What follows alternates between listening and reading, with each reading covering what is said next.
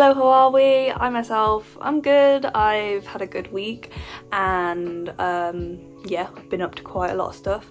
I couldn't really be bothered to get all nice, so I'm very much just in comfy clothes because I'm having a chill weekend and trying out some new stuff. So I've recently bought quite a few new things that I want to try that I've not done before, like clay, cross stitching, punch needling, all that type of stuff, and I figured I can, you know, make videos for you with each of them. So this week I am trying out air dry clay for the first time, or at least for the first time in my adult life. I may have done it when I was a kid, you know, at nursery or primary school or stuff like that kids do, but I've not done it in my adult life, so that's what we're doing this week. I'm making some air dry clay pumpkins for autumn, Halloween, and yeah, thought it'd be nice to show you guys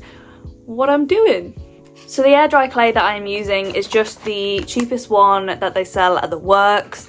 It was £3 for 1 kilogram of a bag of white air dry clay, and all the instructions say on it is leave finished make to air dry, drying time approximately 2 days, keep out of direct sunlight to avoid a rise in temperature, and store out of reach of young children in an airtight container. I'm assuming that's to keep it clay-like so it doesn't air dry out, because you know, if you're not going to use it all in one go, then you don't want it to get all dry. But yeah, so this week I am going to be making the little pumpkins with the air dry, and then because I don't prepare for anything and it needs to have 2 days to fully dry before I paint it or anything, next week's video will be a part 2 of me painting the pumpkins. So I'm going to record a little bit over the top of me doing the pumpkins, and I think I'm going to do a voiceover because that seems like the easiest way to do it, because I know sometimes if I'm talking whilst also doing the craft, I very much stop and start. I say a lot. I say a lot when I'm just talking in general, but when I'm trying to focus and talk at the same time, I end up either not talking properly or I mess up on whatever craft I'm doing. So I figured a video and a voiceover is the best way to go. So let's move along and start making the little air dry pumpkins. Okay, so I suppose first things first is I'm just showing you what I've got with the little tea light candles and the clay. I really struggled to open up this clay, so you'll see me in a minute scoot off to go open it with some scissors, and then I'll come back and realise that the air dryer inside the bag also is in another layer of foil, so I will scoot off again to go get a knife to open the second bag. I just kept the knife with me for the time being after that so that I could just continue to use it to carve the clay, even though it is one of my dinner knives, and I probably should actually get like a craft knife to use for clay rather than using the ones that I eat my dinner with, but details, so stuff happens. As we all know, I was underprepared, but what's new with that? Once I was happy with the amount of clay I had, I started trying to roll it into a ball. I did add some water to this to try and help smooth out the clay a bit because I did feel like it just kept cracking, but adding the water helped with this, but it did also make a mess of my workstation.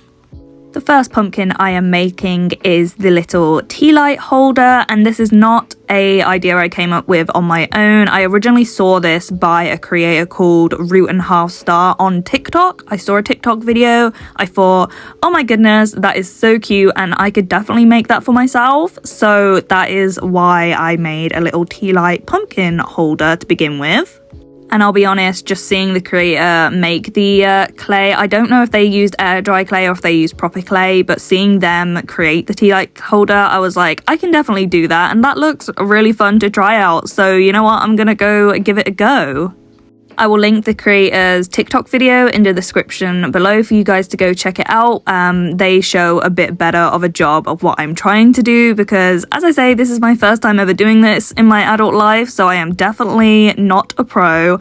I am just winging it and hoping it turns out for the best.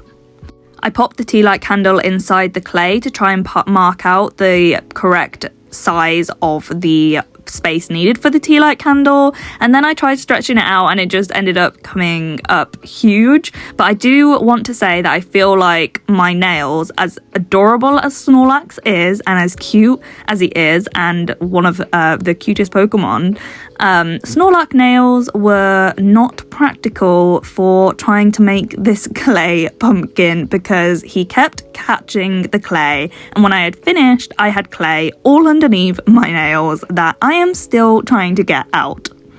I didn't buy any of the proper tools to mold clay with, but what I am using is the end point of a really old paintbrush that I have that I used to use to paint my Warhammer with, and I'm using that to try and smooth around the edges with a little bit of water, and I'm constantly dipping it into the little pot that I've got to my side to try and help the clay smooth out. I know my edges aren't exactly the smoothest, and I did try to keep rolling it out to try and make it the best shape that I could, but at the end of the day, pumpkins all come in different shapes and sizes. They're not all perfect and symmetrical, so neither are my pumpkins, and that's okay. It just makes them more natural and more unique. I am using the end of the paintbrush again, dipped in water to make the grooves of the pumpkin, and then once I was happy and I made all of the grooves over, I dipped my finger in the water to smooth over those edges and grooves, because in my opinion they were a little bit too deep and I wanted them a bit more flush with the pumpkin. Like, I wanted it to be noticeable that there was a groove there, but I didn't want it to be really deep, so I did go back and smooth that over with my finger and water. From watching more videos of clay on TikTok after I filmed this, I learned that once air dry clay has in fact dried after those 2 days, I can go back with sandpaper and sand it down to smooth out the project before I paint it.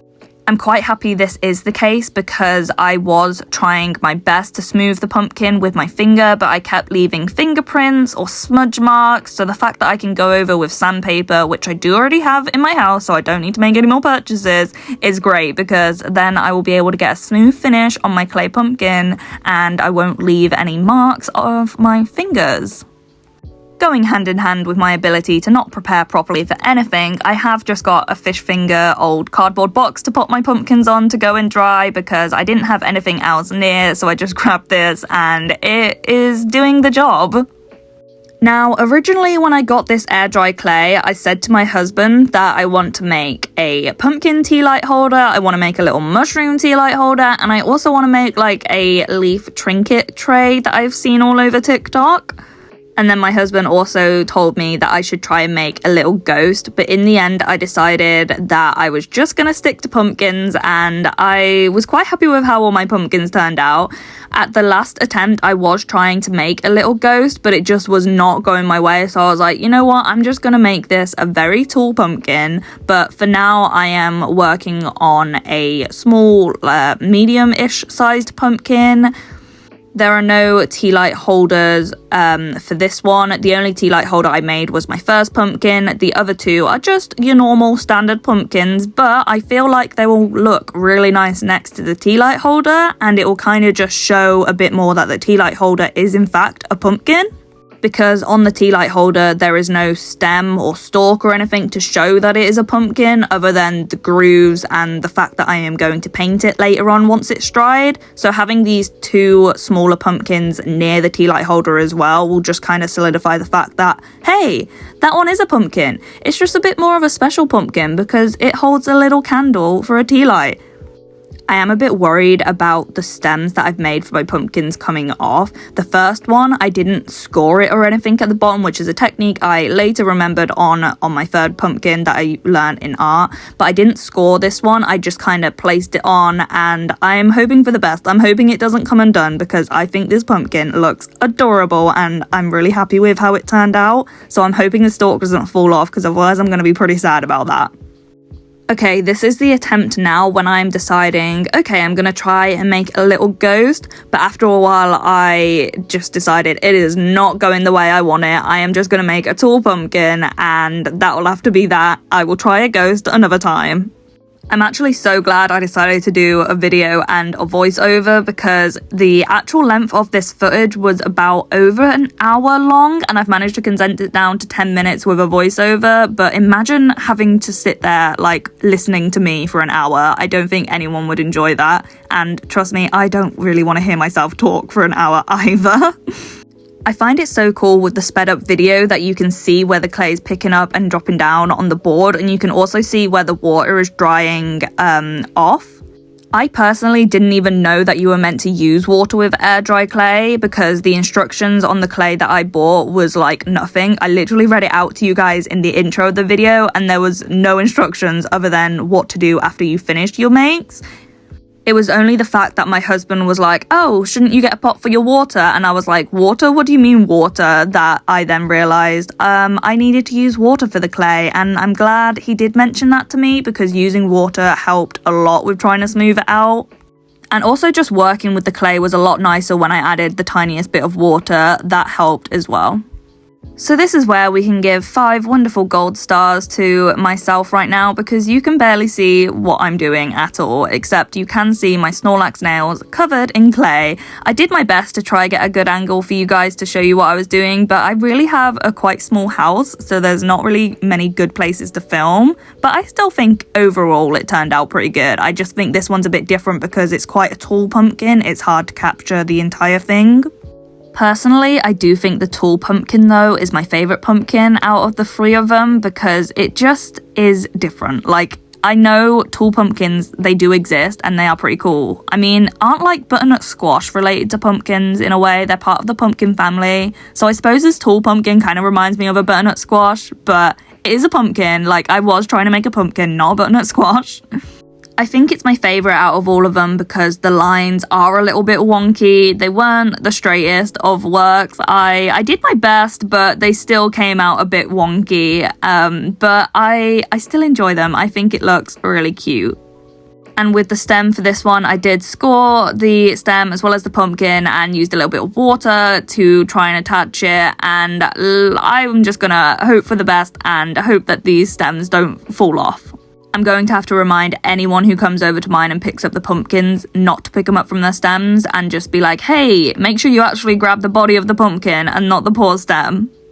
But that concludes the making of the pumpkins. I am popping them all now onto my fish finger tray to let them dry for 2 days. Because they are still quite wet, whenever I move them, I'd make more fingerprints on them, so that's just me smoothing them over again once they're on the fish finger tray, but I will show you them all, and I think I did a pretty good job for like my first time doing air dry clay, and I'm so excited to see how these turn out. So that is now the pumpkins made. I'll put a little overlay of what they look like obviously from a different angle. I'm not gonna get him out to show you him now because I don't want to move them around too much because I want them to dry. Obviously they're still a bit wet at the moment so they can still mold to different shapes, and one of the pumpkins I've made it as like a little tea light holder, and I want to make sure that still holds a tea light by the time it's dry. How would I rate this craft? I think I would probably rate it maybe a 7 out of 10 personally, because it is messy. My hands were covered in clay when I was finished. My workstation where I was doing the craft was covered in clay that my husband ever so kindly cleaned for me, because at that point I was getting like the clay ick. I was like, ugh, I've been touching clay for way too much time. And yeah, so I mean, I enjoyed making the pumpkins that I've made, but sitting there with clay on my hands after a while, I was just like, yeah, nah, don't like this anymore, I need a break. And yeah, it's a bit messy, but it was still fun and I still had a good time trying it out. So like I said in the intro, I am going to let these dry because they've got to dry for 2 whole days before I can paint them. So in next week's video you will see me painting the pumpkins. I've bought some acrylic paint from the works as well, and we'll just give painting clay a bit of a go and see how it turns out. I have also got some PVA glue, which I'm not sure if I put PVA glue over the top of the pumpkins once I finish painting them. Will that act as a seal, or will it kind of ruin the clay. I'm not sure. If anyone's watching this who does know, maybe let me know, because I don't want to ruin the pumpkins once I've finished painting them and decorating them and everything, but I also want to have them sealed so that the paint doesn't chip or anything, or they don't like break as easily. Thank you so much for watching this video. I would really appreciate it if you gave me a thumbs up and subscribed if you're not already. And if you're still watching this video, thank you. But please comment below what type of air dry clay crafts I should make in the future. Maybe I can do like a trinket dish, or I don't know, give me ideas down below if you would be so kind. Thanks again for watching and enjoy the rest of your day. Bye!